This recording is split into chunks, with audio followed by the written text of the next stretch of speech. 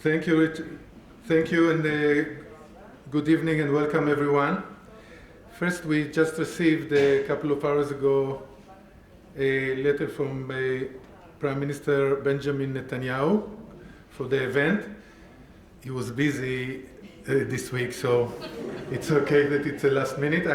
It's a brief letter, I will read it to you. Dear friends, I send warm greetings to the 2017 Atlas Award Gala. Today's competitive global economy demands that the countries and companies constantly pursue innovative technologies, products and services if they are to avoid being left behind. Those with an innovative edge are those that will succeed. As the original startup nation, Israel is renowned for its prowess in high-tech innovation and entrepreneurship. This year's Atlas Award finalists exemplify the best of what Israel has to offer. These companies touch almost every aspect of modern life, and their work stands to improve the lives of millions of people around the world. I commend you all for your success, and I look forward to hearing great things about you in the years to come. Sincerely, Benjamin Netanyahu.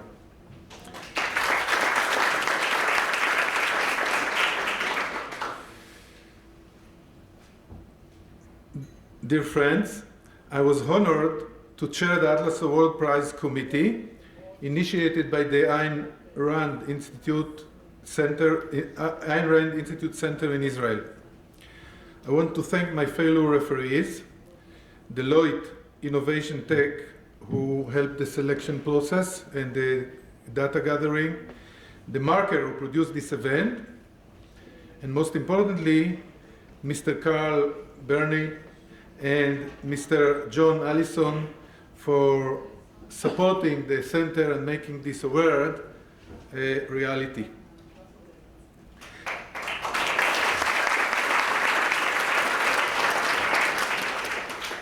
Extra special thanks to the artist, the sculptor Richard Mintz, who donated this amazing sculpture, whose market value has been sold on the market is $100,000.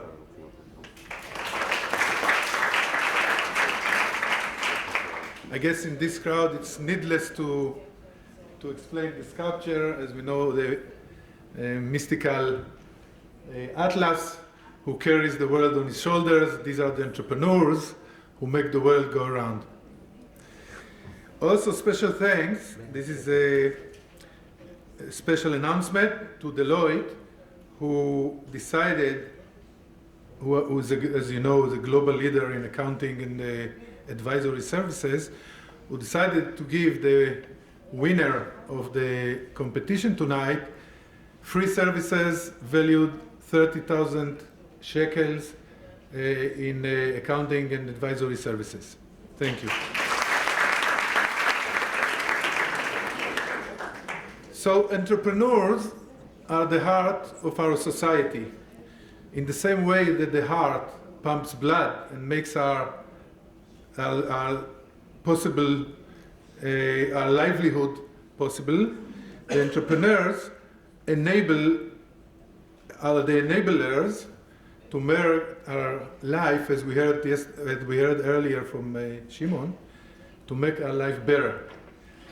These are people who are driven to change the world for the better.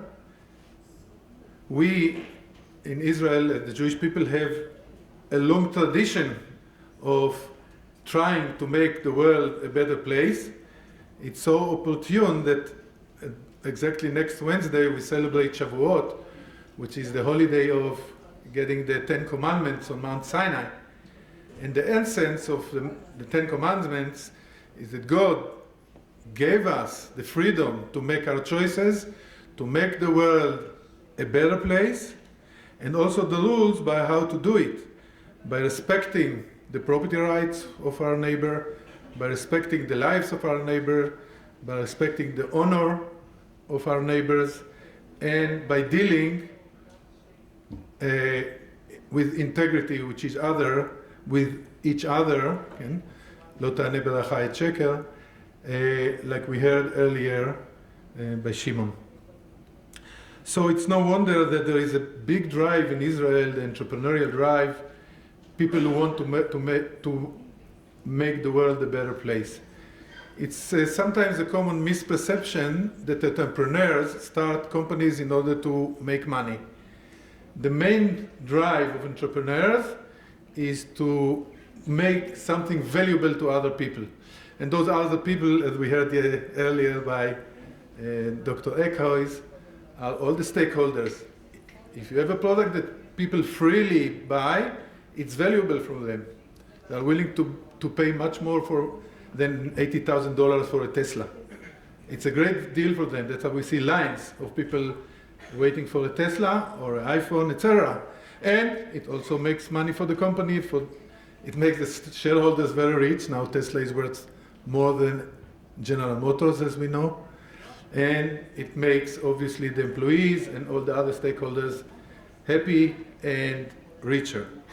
So money comes as a result, but not as a key motivation.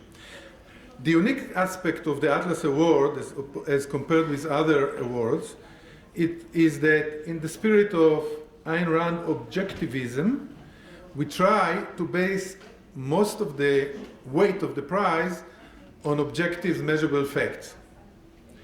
What is a startup? You have entrepreneurs that have talent, they have a vision, they have a dream, and they have execution ability. These are all intangible things.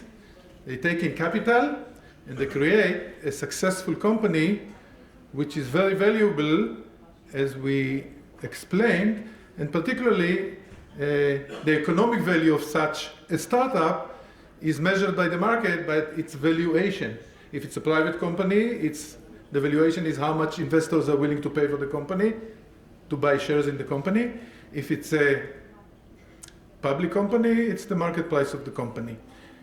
So we have three criteria that we use in order to decide, in order to rank the startup that applied for the award. The first criteria is how much value the startup created so far, is measured by comparing the last valuation of the startup to the money that was invested in it. The higher the ratio, the higher the value created. And we rank the startups according to these criteria. The second criteria is how fast the value was created. So basically we divide by the number of years that the foundation of the startup. And the third criteria is more subjective by the referees, which includes things like how creative and unique the startup is, how deep the technology is, how many people will be affected by the product of the startup, and a few other things like that. Each referee ranked the startups according to those criteria, and then we sum the total score to get the final results. Unlike last year, where the award was open to all startups in Israel, the committee decided this year to focus just on three sectors. One sector is the future of mobility, like we heard the NIR lecture, which is a huge field, as we witnessed recently by the acquisition of Mobileye for $15 billion by Intel. The second sector is the sector of clean tech and agrotech, which is getting a lot of attention recently, and there are many, as we heard, investments and startups in this field in Israel. Wow. And the third sector is digital health, using the new technologies, particularly in IT, to develop devices and other means to improve the medical care for the people. So we are now going to proceed with awarding the prizes, the awards. I have to say that all the finalists, we have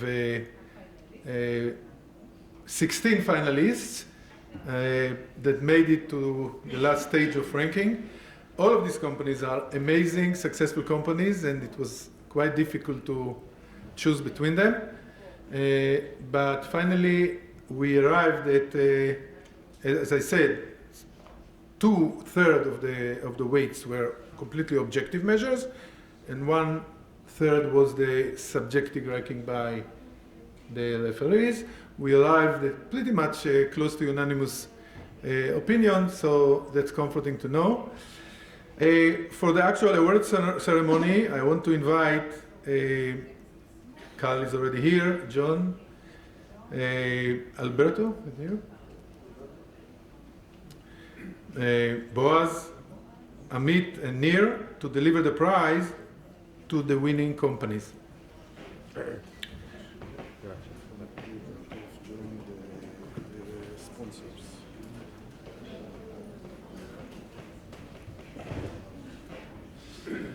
I forgot to mention a recent news that we also want to thank Alberto for joining the sponsors of the Ayn Rand Center in Israel. Thank you, Alberto.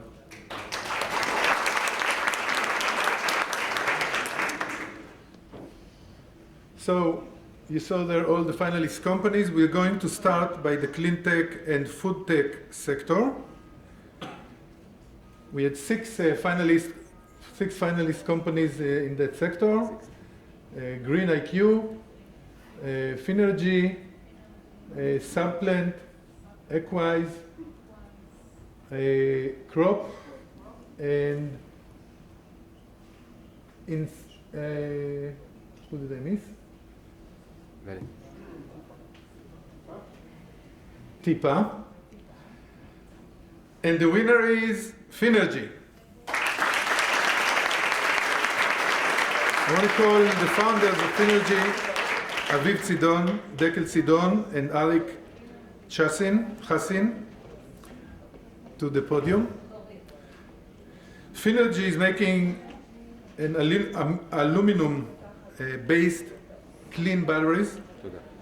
The area of batteries is obviously one of the mega markets in the world, as evidenced by Tesla and other such companies. The unique things about Finergy is they pack by far the highest density of energy as measured by energy per kilogram of battery. So that's something unique, as well as completely clean energy that comes from the device. They have a demonstration automobile that drives over 1,000 kilometers on a single charge, as compared by about 500 for Tesla. Wow. So they have quite a few achievements, including cooperation with some of the giants in this industry. So Aviv.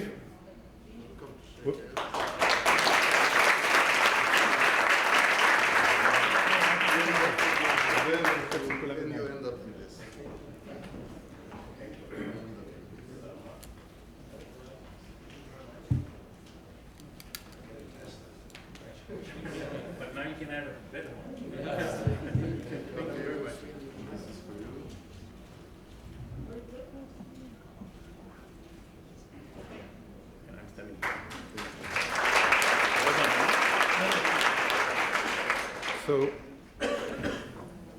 I have to admit that Aviv is an ex-fighter pilot, and I was also an ex-fighter pilot, but I didn't know him in the Air Force days, so there's no related party transactions here.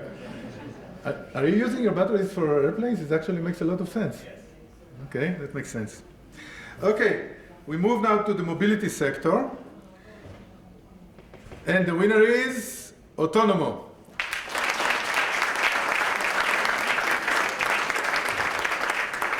Founded by two partners, Ben Velkov and Avner Cohen. I invite them to the podium.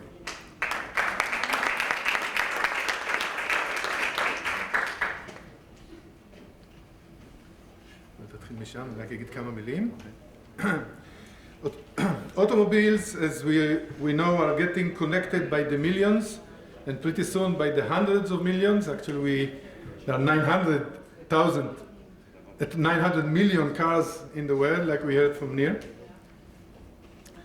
And each such connected vehicle will provide a wealth of information such as location, speed, how many people in the car, videos of the surrounding, videos of the road, and everything. What do you do is mount these mountains of data?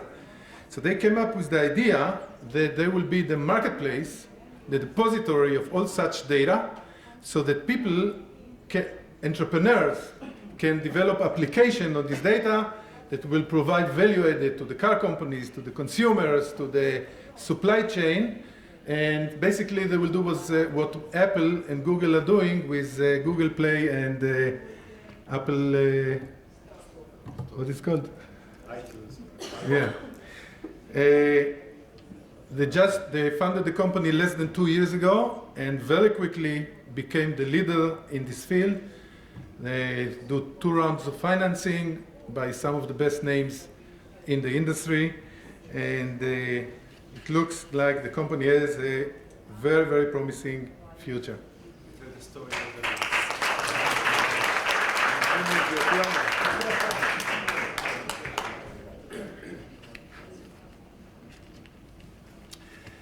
And the third sector winner is that we're talking about the life science and digital health. Zebra Medical Vision.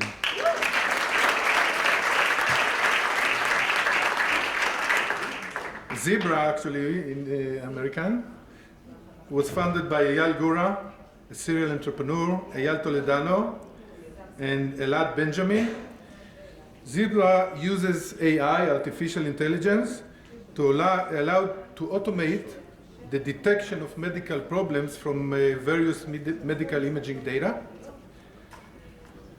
As such, it will help the healthcare provider to provide better medical care because it will be easier for the radiologist to identify the problem because the artificial intelligence will point to them already the possible problems. And another dimension is not the quality but the quantity, because once it's done by computers, it will be much cheaper to do those diagnostics and will give access to the developing world. So we're talking about billions of people who don't get medical diagnostics, imaging diagnostics today because they don't have radiologists there. Will give them access to the same medical care that only the more wealthy countries' patients get today. Zebra was the first to apply artificial intelligence to imaging diagnostics. After Zebra, several other competitors were established, including in Israel, but Zebra is definitely leading the field, was recognized by Fast Company as the top 10 AI company in the world, not just in medical, overall, together with Google and IBM and some other big names. And also was recognized by Fortune magazine as a top 50 AI company in the world. So we are very happy that you brought the State of Israel and all of us such honor.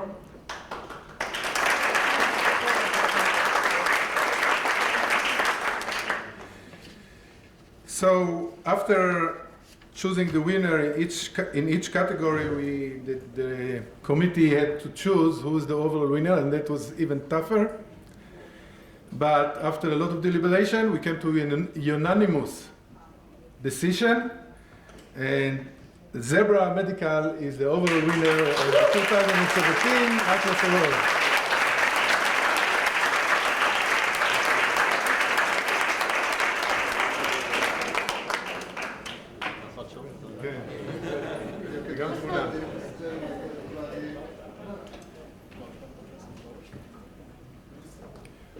בואו גם לתמונה. Let's the sculpture and well, yeah. you should probably be right there.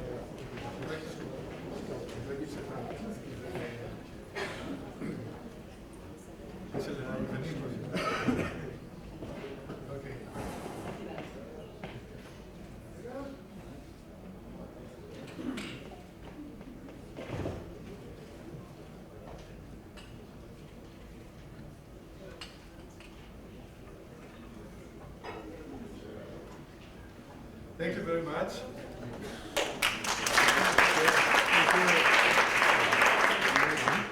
Okay. We ask Eyal as the total award winner to say a few words.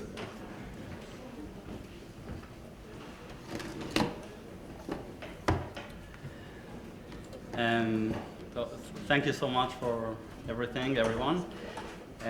So just to share something, so and around the objectivism was also around how you can obtain it from perception. And it's funny that each one of the previous guests mentioned his objective opinion about what is value. But for us, it was quite of a different perception. So when we learned about the prize and the award, and we saw the other companies who were participating, and we saw this statue, it was very clear to us, maybe because of our own human bias, that this entire thing is around impact in a way that we interpret it, which is social impact. And I know the previous lectures said that they are doing other things, and shareholders and stakeholders, but for us it was just one thing, and this is what we are mainly associated with in terms of how we think on the day-to-day. So as Shlomo mentioned, Zebra is around automating diagnosis to serve the next 2 billion people that are joining middle class worldwide and are not going to get any type of diagnosis because of lack of doctors. I just came back from Barcelona from the Developing Countries Healthcare Conference, and while in the Western world radiologists are concerned about their jobs and about insurance and reimbursement and all that stuff, we met people from Nigeria and China and India and Brazil, and they just need help to interpret files in order to serve millions and millions of people that are being misdiagnosed on a daily basis or not getting diagnosis at all. So it's a whole new world out there, and this is why we really related to this guy that is holding the world on his back, because the sense of a mission that each one of our team members has on a day-to-day basis, and the responsibility is very strong. Each one of our team members, the deep learning guys, the AI guys, all those buzzwords, they could have worked in algo trading companies or in companies that are increasing the click-through rates on ads or stuff like that, but they made a certain sacrifice, and they are coming to help us to solve those big problems for humanity. And we are very proud of this team, and I would like to take the advantage of this stage to thank all of them. My partners, Eyal Toledano is here, the CTO. So he came back from the MIT Media Lab to help me ramp up this business. It's my fifth company, but first healthcare one. I'm not a technologist at all, so thank you, Eyal. And our partner Elad, the CEO of the company, is now on his way to the East Coast to meet hospitals and sign deals, so this is why I'm here. And also I would like to reiterate what Shimon mentioned about our ecosystem. So much of what we have now is because of the Israeli ecosystem, is because of all the work entrepreneurs like Shimon did and Shlomo and others to build this ecosystem. Many of even today we met 2 multinational companies because of help of people in this crowd. The Deloitte guys are helping, venture capitalists are helping, even ones that are not invested in us. So everything here is on a paid forward type of method, and we are thankful for that. So thank you everyone, and have a good evening.